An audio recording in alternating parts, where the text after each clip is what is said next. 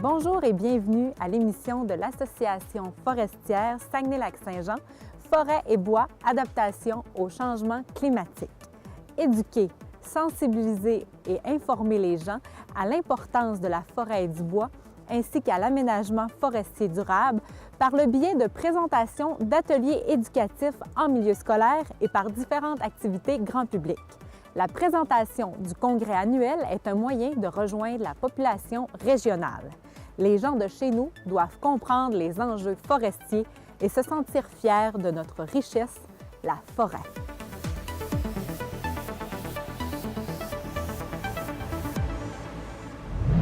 Professeur et chercheur au département des sciences fondamentales de l'Université du Québec à Chicoutimi, M. Hubert Morin nous explique une nouvelle technique développée dans le laboratoire de l'UQAC. Vous verrez qu'en utilisant les écailles des ailes du papillon de la tordeuse des bourgeons de l'épinette, il est maintenant permis de reconstruire pour la première fois les variations holocènes des populations de la tordeuse des bourgeons de l'épinette. Voici justement l'analyse de M. Morin.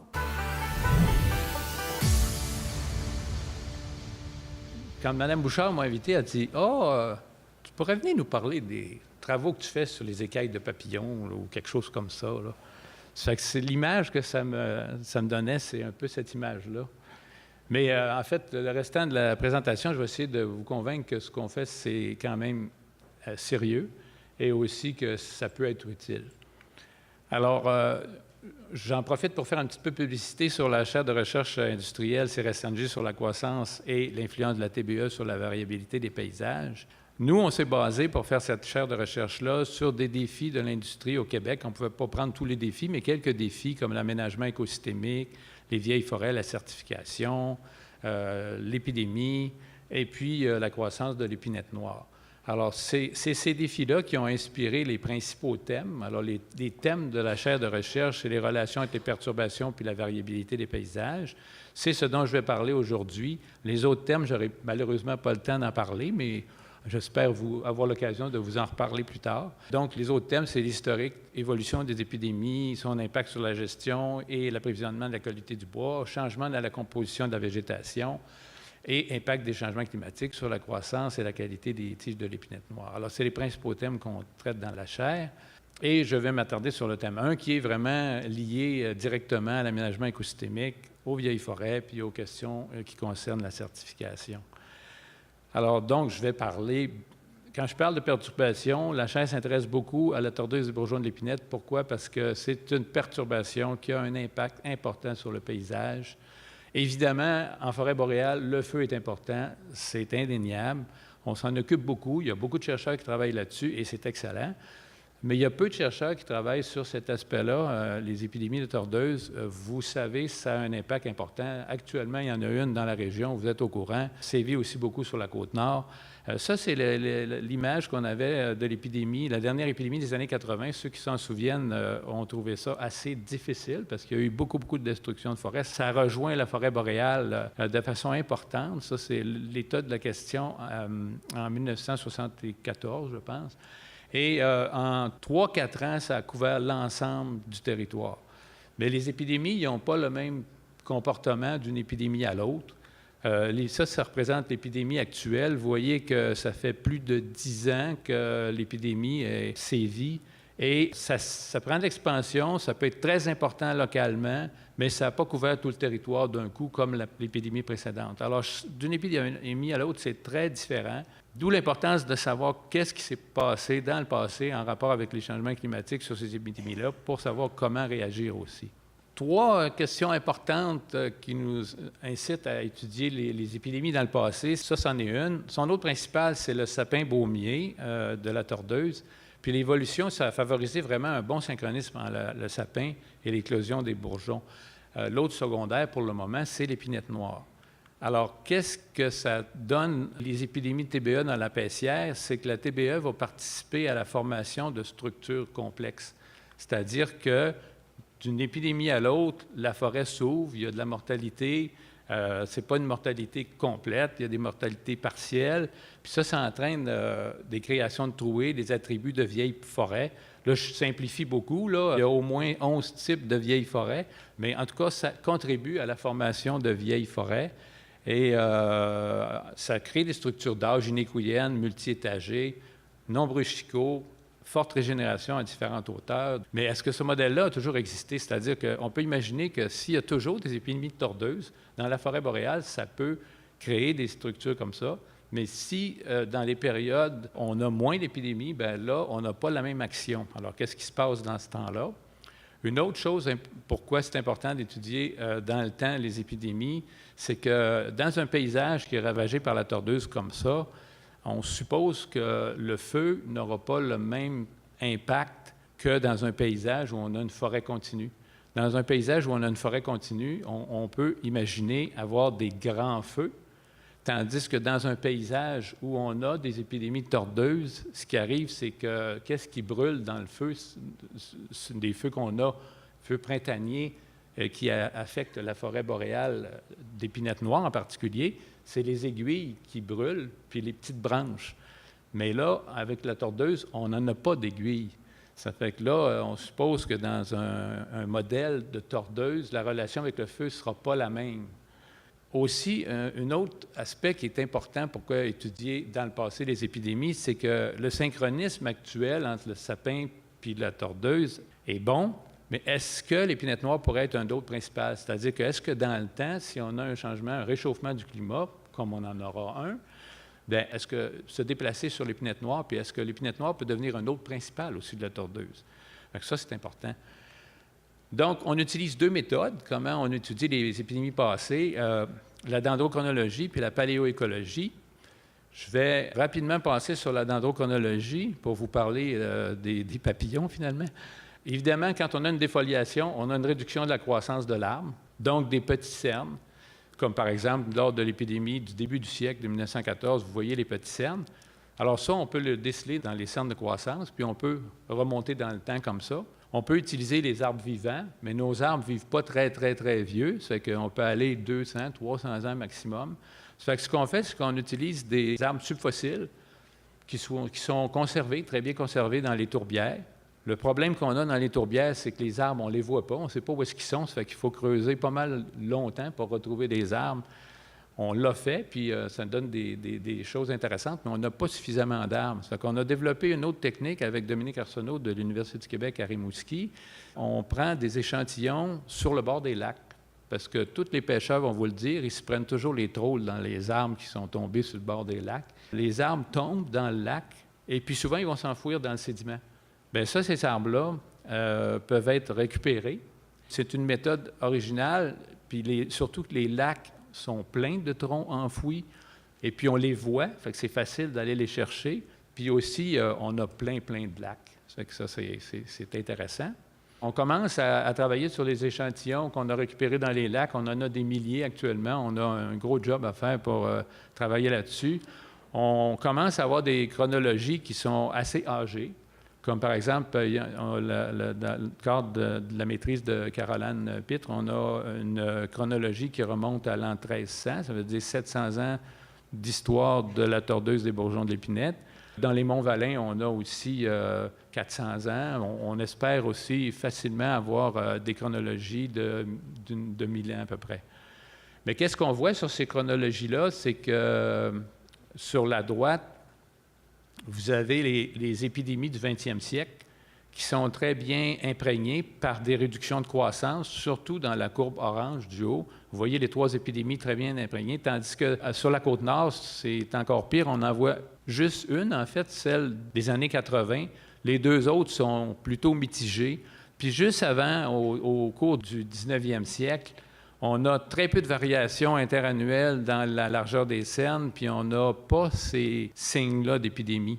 Ça fait qu'il y a des moments où on n'avait pas d'épidémie, puis des moments où on a eu des épidémies sévères. Ça fait que la question, c'est pourquoi?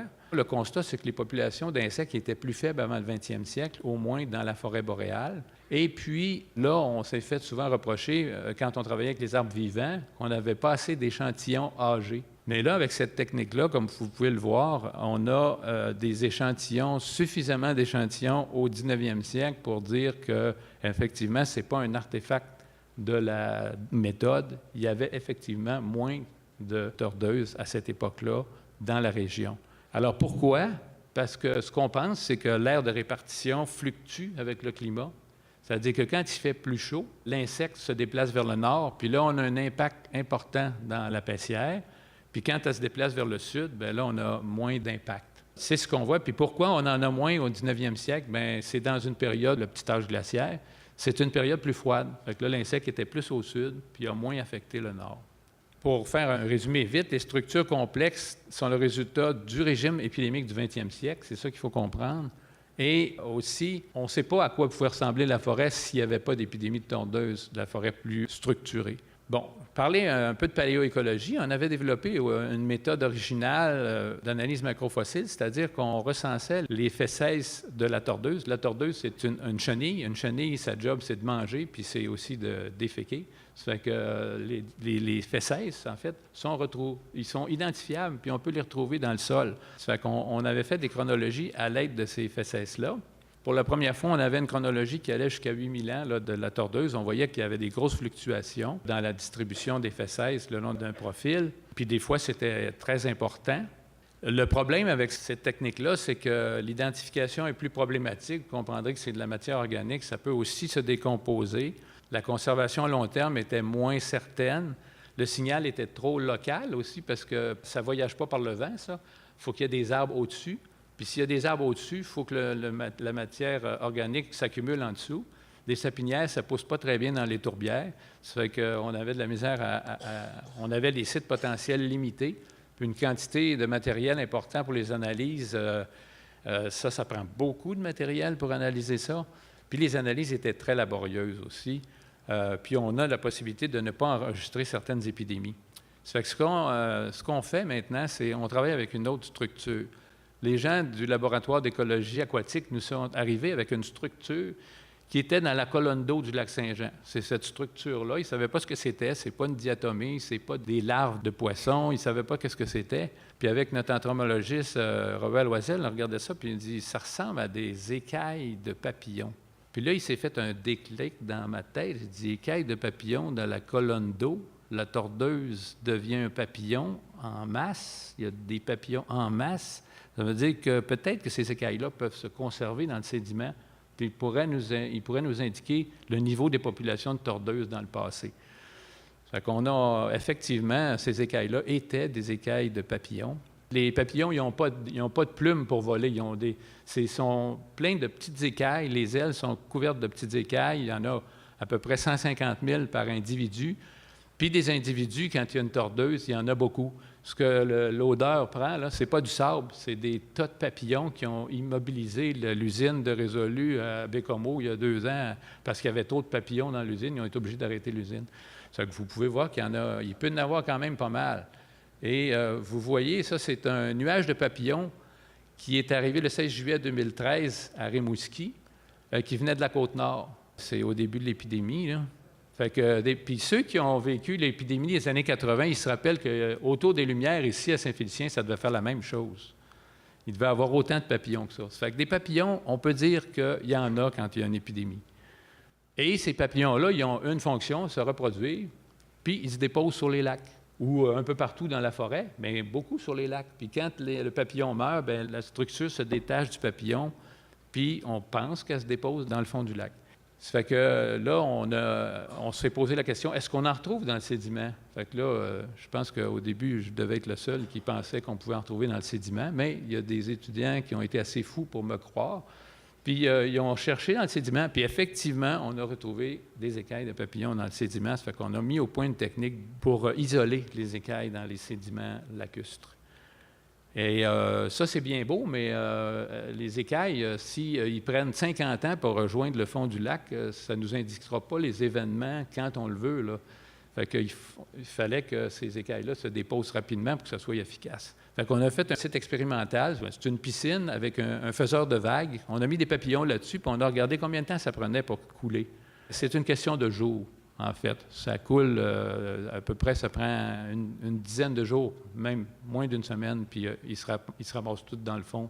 Donc ça, c'est intéressant parce que quand on a une épidémie, les papillons se déposent sur le lac, on les retrouve vraiment dans le fond. Fait qu'on travaille aussi dans les bassins lacustres, puis on veut savoir c'est quoi la relation entre le nombre d'écailles qu'on trouve dans le fond puis le paysage qui est affecté autour, la défoliation qui est affectée autour. Ça fait qu'on a fait un petit dispositif où on a des lacs dans des zones défoliées, au nord du lac ici, et dans des zones non défoliées. Et puis, on ramasse des sédiments dans le fond du lac, c'est des trappes à sédiments.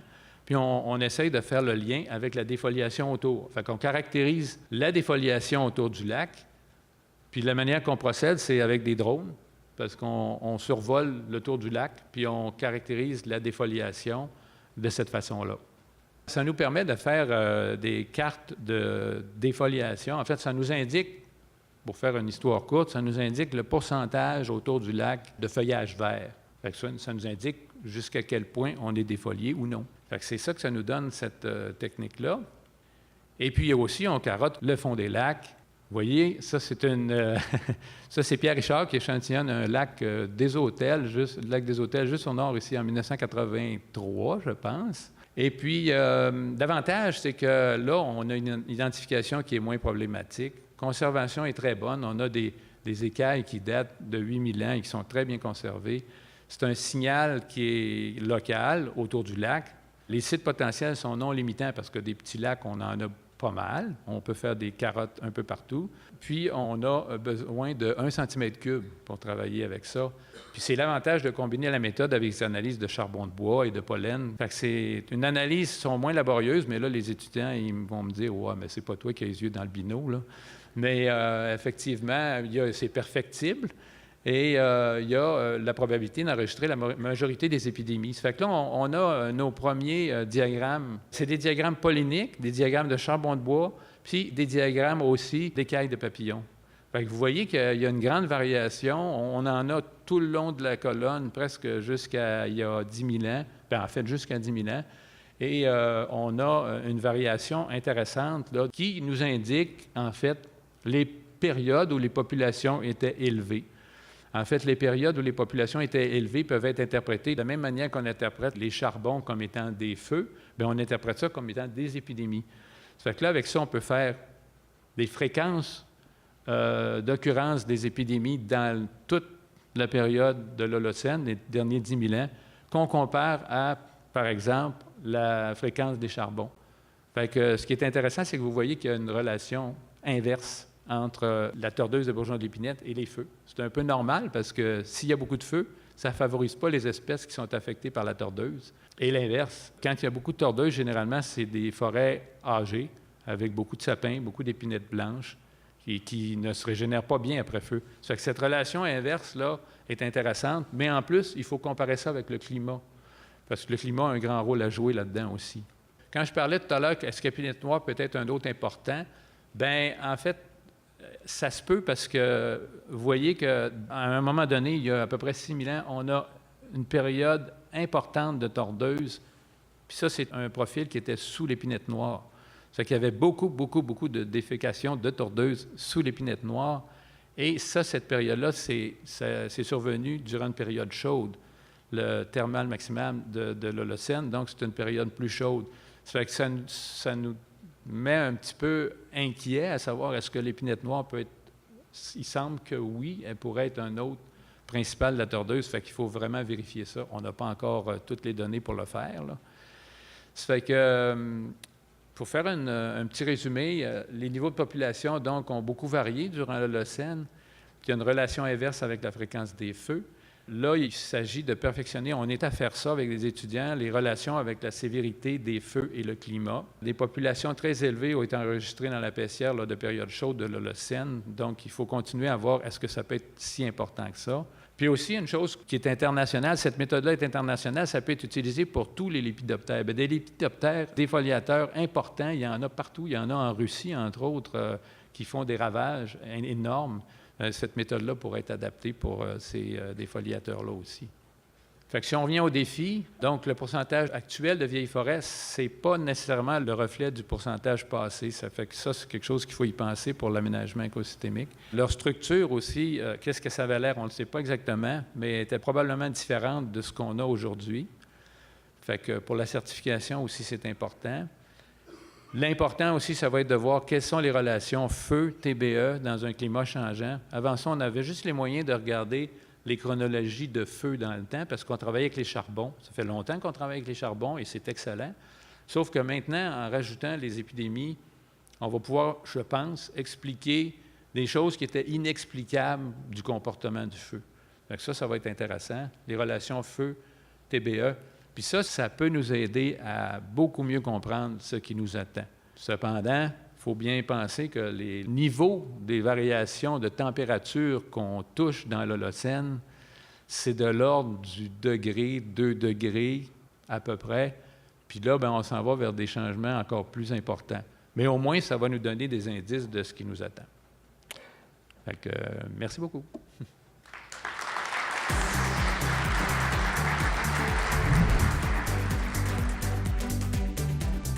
Monsieur Éric Domaine est un professionnel en adaptation au changement climatique au ministère des Forêts, de la Faune et des Parcs. Cette conférence intitulée « Effets des changements climatiques sur nos forêts, en route vers l'adaptation » se veut donc une occasion de présenter les effets appréhendés des changements climatiques sur les forêts et les grandes étapes de l'adaptation au changement climatique qui en découlent. Je vais vous faire un portrait climatique actuel et futur, mais je vais le concentrer sur votre région, la région d'intérêt ici, le Saguenay-Lac-Saint-Jean. Ensuite, je vais vous parler des changements climatiques et le genre d'effets qu'ils pourraient avoir sur les forêts. Ensuite, les options. Ce qu'on a comme option, c'est soit atténuer le changement ou s'adapter aux effets du changement. Et ensuite, l'aménagement écosystémique 2.0, comment on est en train de l'envisager. Et finalement, ce pourquoi on m'a engagé. En 2015, on m'a dit en 2020, l'objectif est d'avoir une stratégie d'adaptation des forêts au changement climatique au ministère. Et ça devrait être ton livrable final. Donc, je suis là un peu pour vous jaser de ça aujourd'hui. Donc, le portrait climatique actuel et futur, on vous l'a fait un petit peu ce matin à des échelles spatiales qui dépassent parfois celles de votre région, mais je vais vous le refaire. Premièrement, le climat n'est pas une constante. Ça, c'est la première chose à retenir aujourd'hui. Le climat a toujours varié dans le passé, il n'a jamais été constant, puis il va continuer de varier dans le futur.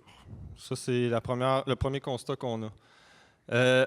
Sauf qu'à court terme, et je dis bien tous les modèles pointent vers une hausse des températures. Donc, on pourrait avoir des doutes sur l'ampleur du changement, mais sur la direction du changement, on commence à avoir les doutes qui diminuent beaucoup quand on voit autant de modèles pointer vers une hausse. De votre côté, ce que ça signifie, à gauche, vous avez le portrait de référence, donc les moyennes de température pour la période 81-2010. Et à droite, vous avez un outil, c'est l'outil portrait climatique d'Ouranos. Il est disponible en ligne, donc si vous êtes curieux, vous pouvez aller le visiter. Vous avez le choix ici de choisir votre horizon temporel, donc 71, 41, 70 ou 71, 100, et de choisir votre scénario d'émission. Ici, on a retenu le modéré et élevé, puis les pourcentiles, on a décidé de se mettre au milieu pour vous les présenter. Donc, si vous remarquez, la température moyenne annuelle se situe autour du lac Saint-Jean, autour de 3 degrés.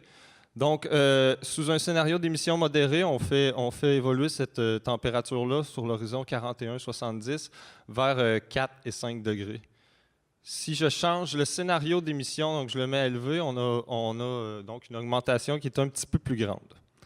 Bien sûr, la majorité des effets se font sentir quand on projette tout ça vers le futur, mais vers 2071 et 2100, on voit les différences dans les scénarios d'émission modérés. On voit quand même la température moyenne autour du lac là, frôler les 6 degrés. Puis si on met un scénario d'émission fort, bien, on arrive quand même à des changements qui vont dans l'ampleur de ce qui nous a été annoncé ce matin, là, voire plus de ce qui a été remarqué durant ce qui nous a séparés de la dernière ère glaciaire, finalement. Du côté des précipitations, Ici, c'est un petit peu le contraire. Le rouge, c'est bas et le bleu, c'est fort. Donc, on y va avec un régime hydrique de plus en plus important.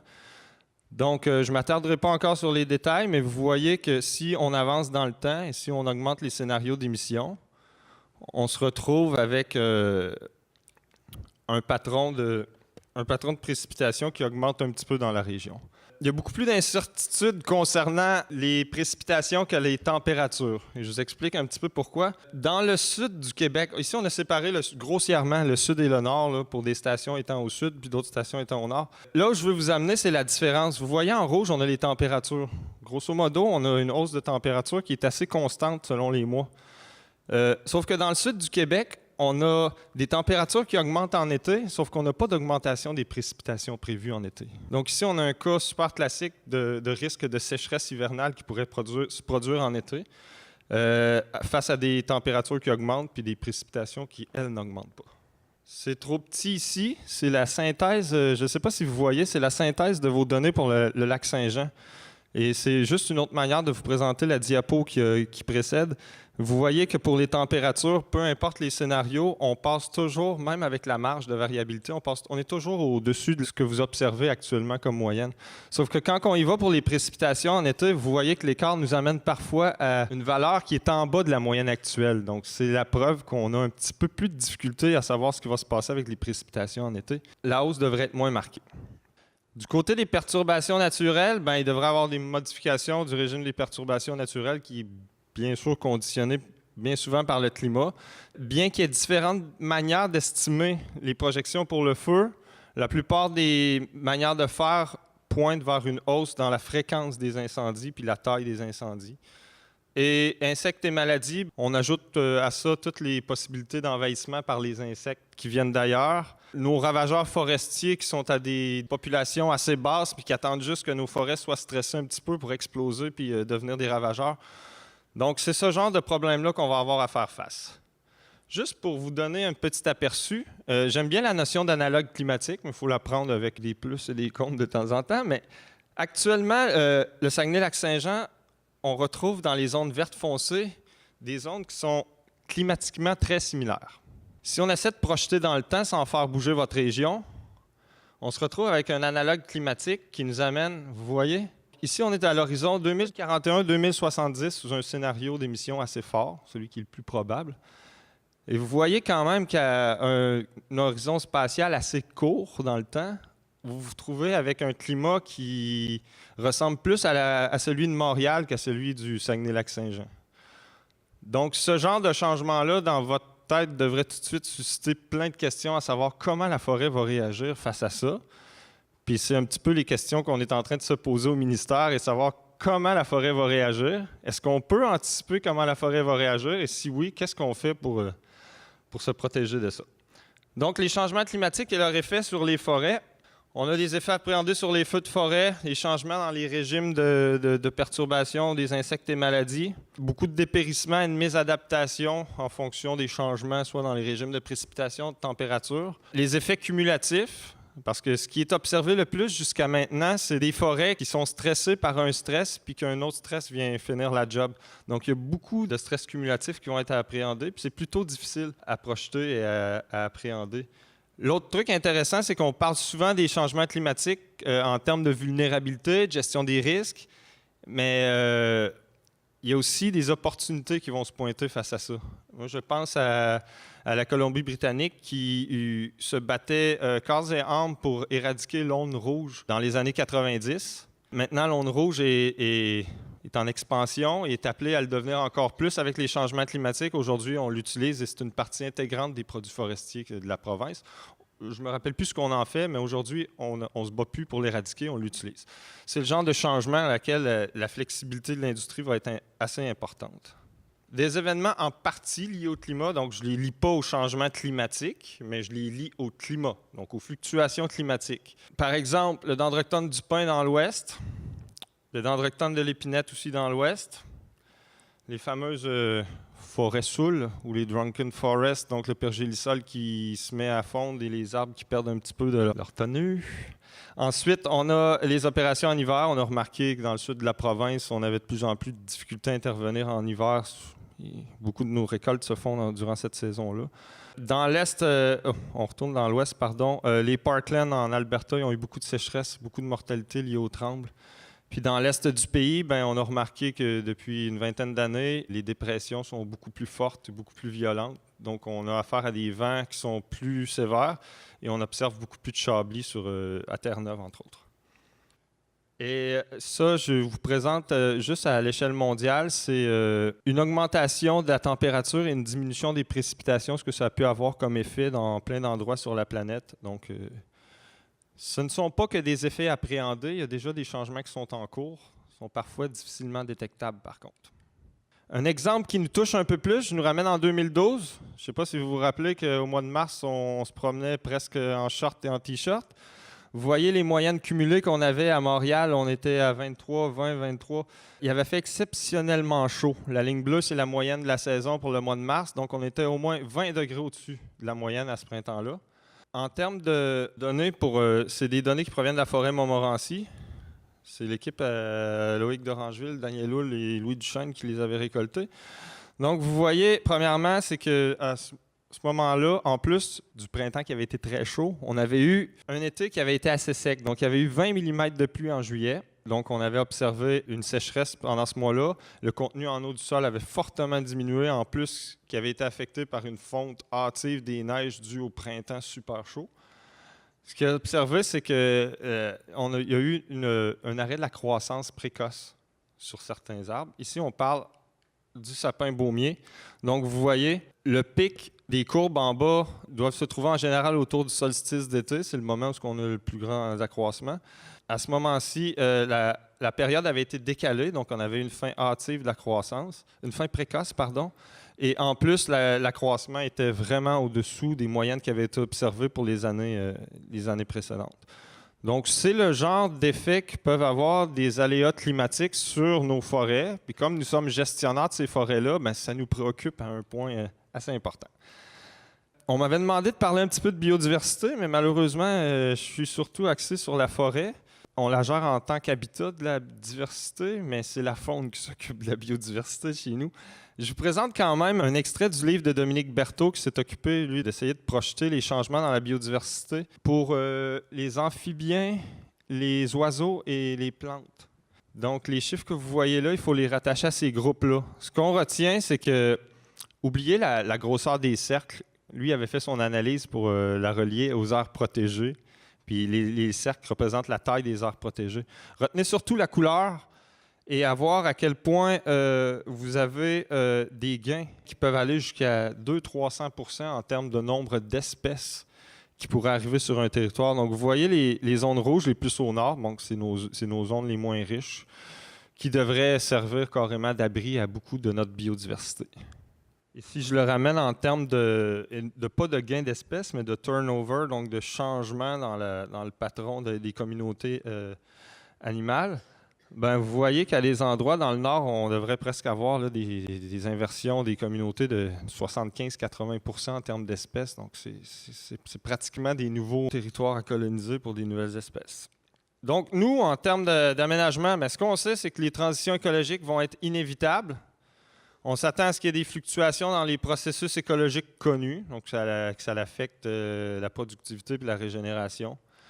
Ce qu'on ne sait pas, par contre, c'est quel sera le rythme et la nature de cette réorganisation, puis quelle sera l'ampleur des impacts sur notre système naturel, donc nos forêts, puis notre système de gestion, parce qu'on parle d'adaptation de la forêt, mais adaptation de notre manière de gérer les forêts aussi. Le petit message important ici, c'est que l'aménagement du territoire doit faciliter cette réorganisation et non être un frein à ce changement, parce que ça pourrait nous coûter très cher de vouloir résister face à des transitions qui pourraient être inévitables. Donc, une partie des effets des forêts peut être anticipée, mais on ne va pas se leurrer et penser qu'on va tout anticiper avec précision. Une partie de ces effets-là sont très difficiles à prévoir. Et j'ai entendu ça à maintes et maintes reprises dans des conférences pour les forestiers. Le plus grand défi pour le forestier dans le 21e siècle, ça va être de gérer l'incertitude. D'intervenir puis de ne pas avoir la certitude qu'il va avoir la même chose quand on va revenir dans 50 ans. Ça, c'est un gros changement. Puis gérer de l'incertitude, ça revient à de la gestion de risque. On n'est pas très, très habitué à ça en foresterie. Quels sont les choix qu'on a face à ces changements qu'on appréhende, puis cette incertitude qui teinte ces changements-là? Bien, 2 options. L'adaptation au changement climatique puis l'atténuation des changements climatiques. Les changements climatiques, bien, des gaz à effet de serre sont libérés. Ça impose des changements sur le système climatique qui nous amènent des effets. Il y a 2 types de réponses. Soit on s'atténue. On atténue quoi? Les sources d'émissions, donc les gaz à effet de serre. Ou soit on s'adapte. Et dans ce cas-ci, on s'adapte à quoi? Aux effets. Est-ce que l'un peut aller sans l'autre? Ça serait utopique de penser qu'on va être super bon en atténuation, qu'on n'aura plus besoin de s'adapter. Puis s'adapter sans atténuer la source du problème, c'est pas toujours mieux. Donc, au ministère, on pense que c'est 2 stratégies qui doivent être déployées en synergie. Donc, quand on déploie une mesure d'atténuation, donc on veut séquestrer du carbone, il faut s'assurer que ça répond aussi à l'adaptabilité de la forêt, puis que les individus qu'on va planter sont bien adaptés aux risques futurs. Puis en termes d'adaptation, bien, on voudrait parmi le choix de 6 mesures d'adaptation ou soit de 6 actions sylvicoles, retenir celle qui va avoir le meilleur bilan de carbone. Donc, c'est un peu le trade-off ou le jeu dans lequel on essaie de s'insérer, mais on comprend la synergie entre les 2 stratégies qui est assez évidente. Si on continue à le faire en statu quo, bien, aujourd'hui, on fait des actions sylvicoles qui ne sont pas liées au climat. Mais les actions qu'on fait vont avoir quand même des effets qu'on ne désire pas, soit positifs ou négatifs, sur l'adaptation ou l'atténuation. Si on les prend en silo, bien, on pourrait vouloir faire de l'atténuation, de l'adaptation sans se soucier de l'autre, mais on pourrait facilement avoir des impacts. Donc, je vous disais, si on décide de faire de l'atténuation avec des essences qui ne sont pas adaptées au climat du futur, bien, on ne risque pas d'atteindre notre objectif. Ce qu'on s'apprête à faire au ministère, ce qu'on réfléchit, c'est un arrimage planifié. Donc, on réfléchit aux 2 et quand on déploie une mesure, on est conscient des effets de l'un sur l'autre, qu'ils soient positifs ou négatifs, mais on essaie de générer des effets positifs dans les 2 cas. Donc, l'aménagement écosystémique a été beaucoup critiqué dans la littérature. Pourquoi? Bien, c'est facile à dire parce que le moyen qui était utilisé, c'était de diminuer les écarts entre la forêt naturelle, qu'on avait utilisée comme étant la forêt pré-industrielle. Avec cet exercice, ça nous permettait de cibler des écarts en foresterie et de tenter de les combler. Avec les changements climatiques, comme le passé n'est pas garant du futur, on se demande est-ce que toutes nos actions qui visent la restauration sont encore pertinentes aujourd'hui. Donc, l'exercice avait été fait avec un groupe d'experts on leur a demandé est-ce que les orientations du ministère sont à risque? Est-ce que le moyen de diminuer les écarts permet toujours d'atteindre le but, qui est un but de maintien de la biodiversité et des services écologiques, dans un contexte de changement climatique? Donc, si oui, dans quel cas, quelles actions de l'aménagement écosystémique aujourd'hui peuvent contribuer à nous aider en changement climatique? Et sinon, bien, comment le recadrer? Est-ce que le concept permet vraiment de répondre aux enjeux liés au changement climatique? Le comité d'experts avait comme mandat d'examiner les orientations afin de voir si elles étaient toujours pertinentes dans un contexte de changement climatique. Ils se sont concentrés sur 4 orientations. Ils ont étudié la composition, la structure d'âge, la régénération naturelle et le fameux dossier à Thaddeus, les accidents de régénération. Structure d'âge et vieilles forêts, le groupe d'experts nous a dit de maintenir les cibles actuelles, même si le niveau de perturbation augmentait dans le temps. De diminuer nos cibles de vieilles forêts, ça serait abandonner un objectif qui était primordial au départ, c'était la protection de la biodiversité qui est associée à ces écosystèmes-là. Donc, en matière de résilience, ce sont des écosystèmes qui sont encore importants, donc les cibles de vieilles forêts sont toujours importantes. Et d'avoir une diversité dans la structure d'âge est un gage de résilience en adaptation. Là où on s'est fait dire qu'on avait des gros problèmes, c'est dans les choix de composition. Bien sûr, en faisant nos calculs d'écart, on s'est aperçu que certaines essences avaient diminué dans le paysage depuis le temps et on met des efforts à les restaurer, donc à les réintroduire dans le paysage. Sauf que dans les cas où on nous dirait que l'essence qu'on cherche à réintroduire n'a aucun avenir climatique, on a des grosses questions à se poser en tant que gestionnaire de fonds publics. Donc, la composition, c'est probablement ce qui va nous occuper beaucoup dans les prochaines années, revoir nos orientations, s'assurer que régionalement, les investissements faits pour restaurer des essences ont bien du sens. Donc ça va être un gros morceau. Ensuite, la régénération naturelle, puis les accidents de régénération, on est dans le jaune. On est conscient que les arbres vont avoir de la mésadaptation, mais de la pointer spécifiquement sur les mécanismes de régénération, c'est pas facile. Comme on mise, grosso modo, on régénère environ 20 % de nos parterres de coupe, puis qu'on mise sur 80 % de régénération naturelle, Un tout petit changement dans ce pourcentage-là pourrait avoir des grosses implications financières. Vous imaginez, on peut miser sur 75 % de nos parterres qui se régénèrent naturellement au lieu de 80. On tombe avec des investissements majeurs. Donc, si on a des problèmes en termes de régénération, ça pourrait nous occasionner beaucoup de problèmes aussi. Puis les accidents de régénération, reboiser les brûlés récents puis remettre en production les landes et les lichens, dans le cas où on aurait une augmentation de la fréquence des feux, combiné à une stagnation du taux de coupe, on aurait peut-être une augmentation des accidents de régénération. Et encore là, ça représente plein de coûts pour le ministère en termes de gestion. Donc, vous voyez quand même que les orientations sur lesquelles l'aménagement écosystémique se base ne sont pas toutes vertes. Donc, on a du travail à faire pour le faire passer en mode 2.0. Les recommandations générales de ce comité-là, c'est que le ministère procède à des analyses de vulnérabilité en vue de mettre en œuvre des mesures d'adaptation appropriées et que le ministère renforce les systèmes de surveillance et de suivi des forêts en tirant mieux profit des efforts actuellement consentis. On voit ici, sans le savoir, le comité y allait de recommandations qui touchent les deux grands points qui sont toujours répétés, peu importe, on regarde qui a fait quoi où en termes d'adaptation. Donc, on veut tenter de prévoir le côté anticipation. Idéalement, on pourrait prévoir tout parce que ça serait plus facile de s'adapter. Mais comme on ne peut pas tout prévoir, on a besoin de bons systèmes de suivi et de détection qui vont nous permettre de détecter des changements puis d'être réactifs. Donc, on a l'aspect anticipatif puis l'aspect réactif. Puis, on mise sur ces deux outils-là, les analyses de vulnérabilité puis les systèmes de surveillance et de suivi. Puis, c'est actuellement ce à quoi sur le ministère travaille, sur les analyses de vulnérabilité depuis une année. Puis, on va commencer à travailler sur l'ajustement des systèmes de suivi à l'automne. Donc, très bientôt. Vous faire comprendre que l'aménagement écosystémique ne cherche pas à recréer la forêt du passé, mais vise plutôt à diminuer les écarts pour maintenir les attributs clés de la biodiversité. Il faut se rappeler l'objectif. Diminuer les écarts, ce n'est que le moyen. Si on voit que les enjeux changent, on n'est pas obligé d'utiliser le même moyen pour atteindre l'objectif. Et on a beaucoup collé le moyen comme étant l'aménagement écosystémique. Il faut se rappeler de l'objectif et dire que le moyen qu'on avait choisi à l'époque c'était le calcul d'écart. On avait ensuite des écarts qui étaient plus ou moins grands, puis on cherchait à les combler. On ne va pas tout remettre la forêt comme elle était préindustriellement, mais si on a subi des diminutions, on cherchait à les combler. Si l'enjeu change, ça se peut que le moyen change. C'est seulement le message que je veux vous dire.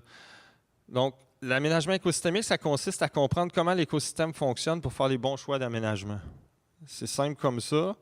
Et si on lui attribue le moyen qui est la diminution des écarts, c'est peut-être pas la bonne chose à faire. Mais depuis qu'on a déployé l'aménagement écosystémique, on fonctionne comme ça. Mais face à des nouveaux enjeux, vous voyez qu'on pourrait vouloir déployer de nouvelles solutions. Donc, le moyen du calcul d'écart est peut-être pas toujours aussi efficace. Il n'est pas exclu que certains efforts demandés actuellement puissent être vains ou inadéquats. Donc, de là l'importance de démarrer l'exercice de vulnérabilité le plus rapidement possible. Donc, en route vers une stratégie d'adaptation, je vais prendre les 10 dernières minutes juste pour vous dire, le ministère, comment on prévoit réagir face à tout ce qui nous a été présenté ce matin, ce que dans la littérature scientifique, puis ce qu'on pense qui peut arriver, ce qu'on ne pense pas qui pourrait arriver, comment on peut s'adapter à ça. L'objectif est d'avoir une stratégie d'adaptation du secteur des forêts pour 2020. Donc, c'est quand même bientôt. L'engagement ministériel, c'est, comme je vous disais, c'est la stratégie d'adaptation d'ici mars 2020. C'est prévu dans la stratégie, dans la SADF, dans la stratégie d'aménagement durable des forêts. On y prévoit, je ne me rappelle plus du numéro du défi, mais c'est des forêts et un secteur forestier qui contribuent à la lutte contre les changements climatiques et qui s'y adaptent. Donc, c'est carrément le défi qu'on a relevé depuis 3 ans au ministère. L'objectif est d'avoir une intégration progressive de mesures d'adaptation dans la planification forestière à partir de 2023. Donc, vous voyez que l'objectif est d'avoir une stratégie, une vision stratégique avant 2020, d'avoir les résultats des analyses de vulnérabilité avant 2020 pour commencer à influencer les PAFI, donc les plans d'aménagement forestier, dans la prochaine vague de PAFI, parce que les 18-23 sont actuellement en cours. Donc, vers 2021, on va commencer à planifier le cycle 23-28.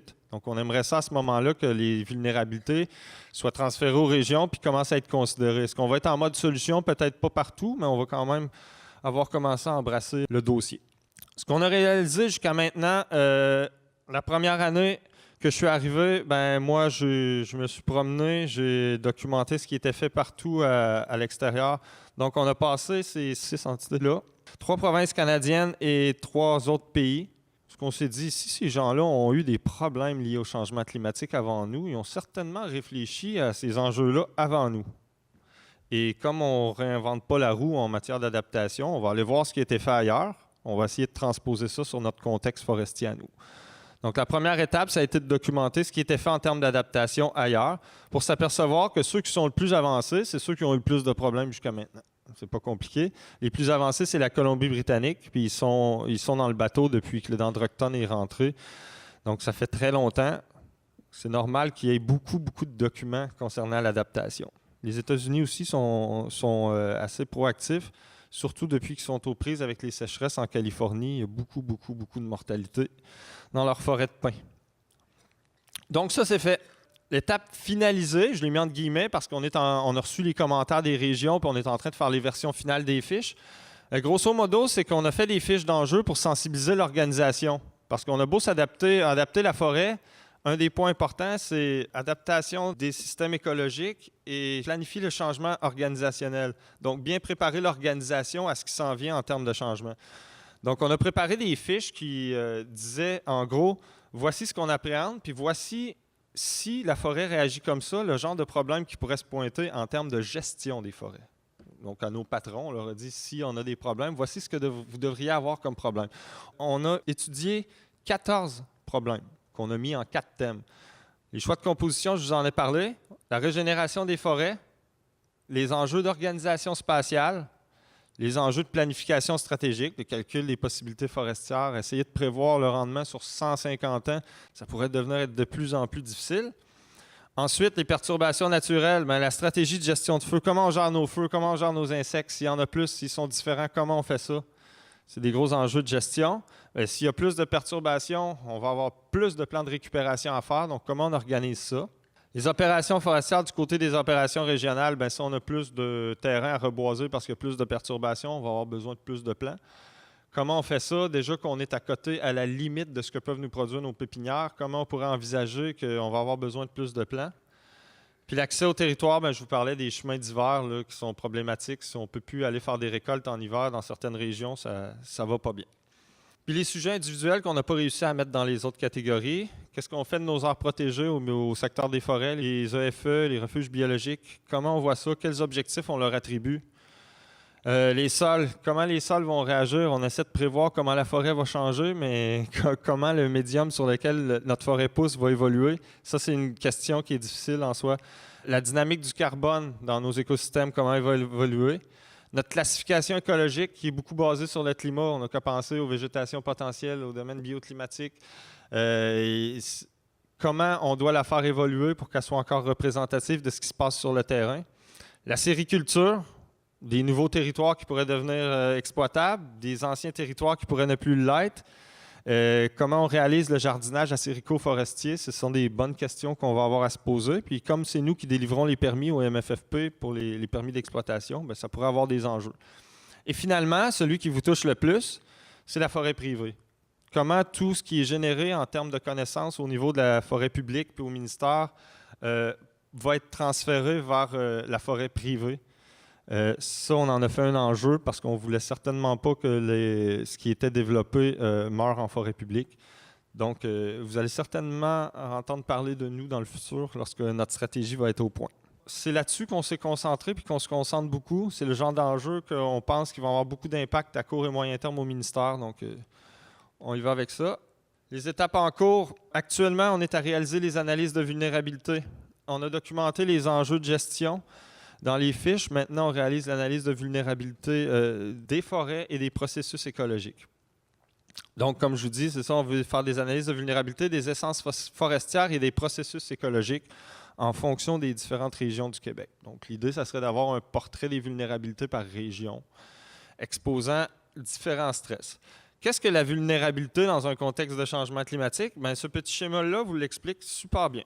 Commençons par l'exposition. Donc, c'est facile. L'exposition, je vous prévois qu'il va y avoir un changement de 3 degrés. Donc, je vous expose à une variation de 3 degrés Celsius. Votre sensibilité, c'est qu'est-ce que vous allez avoir comme effet, vous, votre sensibilité face à cette hausse de 3 degrés Celsius-là. Ça nous donne nos effets potentiels. Ça serait un raccourci d'arrêter à ces effets potentiels-là parce qu'il y a une plasticité, il y a une capacité d'adaptation dans nos forêts qu'il ne faut pas oublier. Il y a une inertie. Donc, le bout le plus dur, c'est pas d'évaluer les effets potentiels, mais de voir comment la capacité d'adaptation de nos espèces pourrait moduler cet effet potentiel-là.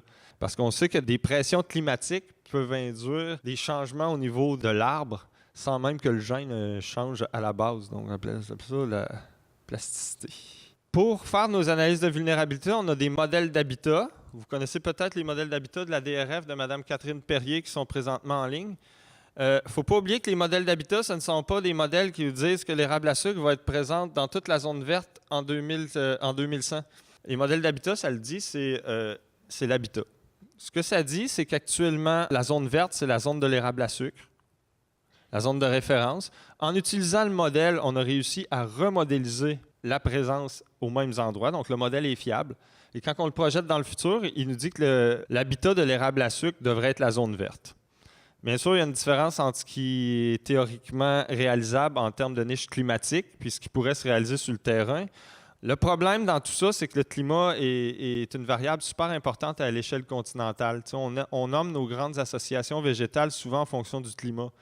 Mais plus on zoome sur l'échelle spatiale, moins le climat prend de l'importance pour nous dire que telle tige est là à cause de ça. C'est souvent la compétition ou la topographie, différentes variables qui nous disent bon, ben c'est pour ça que cette tige-là pousse là. Donc, c'est pas facile. Tout ça, ça vous dit que le climat pourrait être favorable à faire pousser de l'érable dans cette région-là, mais qu'il y a plein d'autres choses qui pourraient arriver pour faire en sorte que ça ne se réalise pas. Et notre rôle est d'essayer de comprendre qu'est-ce qui va se réaliser, justement. Ensuite, on a des modèles de proportion des essences, parce que le défaut des modèles d'habitat, c'est que ça prend des présences-absences pour aller chercher des données qui sont continentales. Sauf que ça ne nous permet pas de voir qu'est-ce qui se passe entre une présence et une absence. Donc, s'il y a des diminutions dans l'abondance, c'est quand même un gros risque pour nous. Donc, qu'est-ce qu'on peut faire? Ensuite, une fois qu'on a modélisé un petit peu la réaction de nos essences face au climat par ces deux modèles-là, on ajoute des prévisions feu, insectes, maladies, sécheresse, en tout petit verglas chablis parce qu'on n'est pas encore rendu là. Bien, Ouranos n'est pas encore rendu là dans ses prévisions. Donc, on essaie de voir comment le climat va influencer nos forêts, puis comment les changements dans le régime de perturbation pourraient encore plus influencer nos forêts. L'étape en cours qui suit aussi, bien, sachant qu'on ne peut pas tout anticiper, il va falloir avoir les yeux et les oreilles bien ouvertes. Donc, on va ajuster nos suivis de détection. Le but, c'est de réaliser un diagnostic de la capacité des systèmes de suivi actuels à détecter les changements. Ça serait utopique de penser qu'on va bonifier puis agrandir nos systèmes de suivi. C'est le parent pauvre de la foresterie. Donc, bien souvent, il va falloir faire avec. Comment on peut faire ça? Bien, en essayant de poser des nouvelles questions à nos systèmes de suivi. Comment on va faire ça? Bien, on va identifier des indicateurs de changement à suivre. On va regarder les systèmes de détection de suivi qui sont en place actuellement. Ensuite, on va faire une évaluation de ces systèmes-là pour en arriver à une analyse de carence, à savoir, on a une liste d'indicateurs, on a nos systèmes de détection, voici ce qu'ils sont capables de suivre, voici ce qu'ils ne sont pas capables de suivre. Puis ce qu'ils ne sont pas capables de suivre, est-ce qu'on en a vraiment besoin, puis combien ça coûte? C'est un peu ça.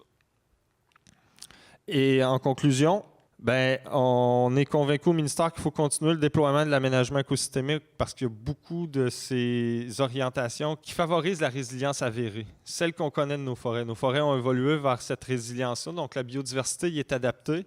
Donc, le fait de maintenir des forêts diversifiées, d'éviter la simplification, on a l'impression que c'est un gage d'adaptation.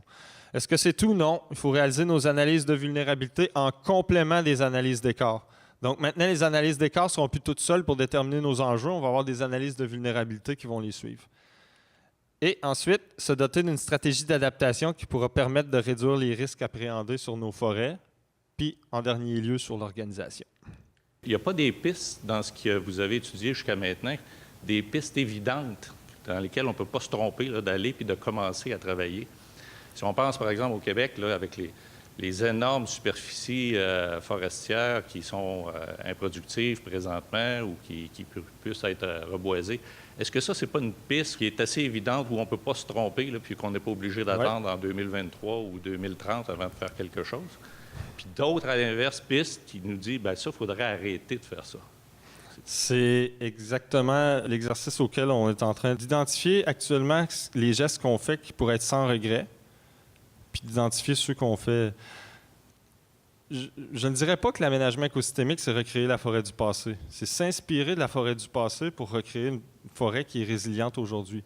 À l'heure actuelle, on recréait la forêt du passé parce qu'on se disait que c'est à l'intérieur de cette forêt-là qu'avait évolué la biodiversité et qui était le mieux adaptée. Maintenant, on s'aperçoit que la forêt du passé ne sera peut-être pas porteuse d'une résilience qu'on espérait dans un climat qui change.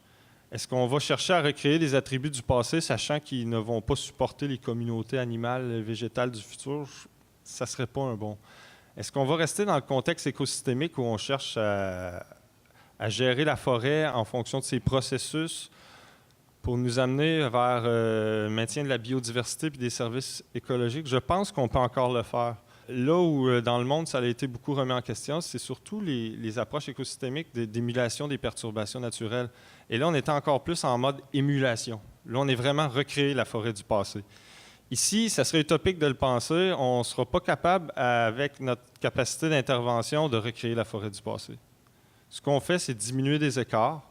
Lorsqu'on pense que diminuer les écarts dans un contexte de changement climatique vont être encore pertinents et peuvent nous aider, on va continuer à le faire. Lorsqu'on va penser que ça sera plus pertinent, on va tenter de... c'est aussi facile que sur une station où on a des essences qu'on cherche à favoriser ou à maîtriser. On pourrait simplement les faire changer de classe. Celle-ci était à favoriser, maintenant elle n'a plus d'avenir, donc on ne met plus d'efforts sur celle-là. Puis une qui était à maîtriser, sur laquelle on mettait des efforts, mais qui a un avenir climatique, on va peut-être la laisser aller sans mettre d'efforts. L'idée est de répartir nos efforts aux meilleurs endroits. Et les régions vont être consultées beaucoup. On a déjà parti avec certaines régions pilotes le projet, donc ça va certainement arriver ici. Puis les gens des régions vont faire partie des solutions. On va être là pour évaluer les vulnérabilités, s'entendre sur les problèmes, et ensuite on va bâtir des solutions ensemble. Est-ce qu'il y a une réflexion qui se fait à l'effet qu'il y a peut-être des choix qu'il va y avoir à faire sur ce qu'on va être en mesure? Non, mais certainement qu'officieusement, il y a ce genre de réflexion-là qui se passe. Parce que c'est le genre de décision qu'on va avoir à prendre basée sur ces variables-là. Oui, il va y avoir des trade-offs à faire, puis des choix à faire. On n'aura pas le choix. C'est bon. Merci. Et voilà.